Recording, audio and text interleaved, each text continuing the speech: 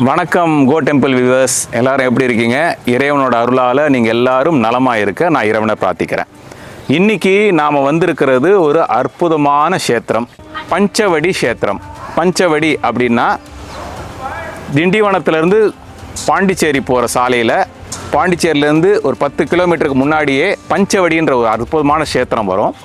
இங்கே விஸ்வரூப ஜெயமங்கல பஞ்சமுக ஆஞ்சநேயருக்கு ஒரு தனி கோயில் இருக்குது.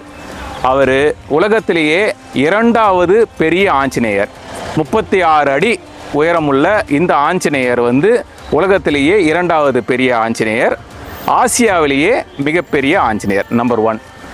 இங்கே இருக்கிற இந்த விமானத்தை நீங்கள் பார்த்தீங்கன்னா 118 அடி உயரமுள்ள இந்த விமானம் அவருக்கு பண்ணியிருக்காங்க. இந்த அற்புதமான இந்த பஞ்சமுக ஆஞ்சநேயரை தரிசிப்போம். விநாயகர் சதுர்த்திக்கு ஏற்ற மாதிரி இங்கே வலம்புரி மகா கணபதி சன்னதி இருக்குது. அந்த வலம்புரி மகா கணபதியை நம்ம தரிசிக்க போகிறோம். அவருக்கு நடைபெற்ற அபிஷேகத்தை இந்த விநாயகர் சதுர்த்திக்காக நம்ம தரிசிக்க இருக்கோம். நம்ம ராஜகோபுரம் வழியாக நுழையும் போது வலது பக்கத்தில் விநாயகர் சன்னதி இருக்குது, இடது பக்கத்தில் பட்டாபிஷேக ராமர் கோலத்தில் ராமரை தரிசிக்கலாம்.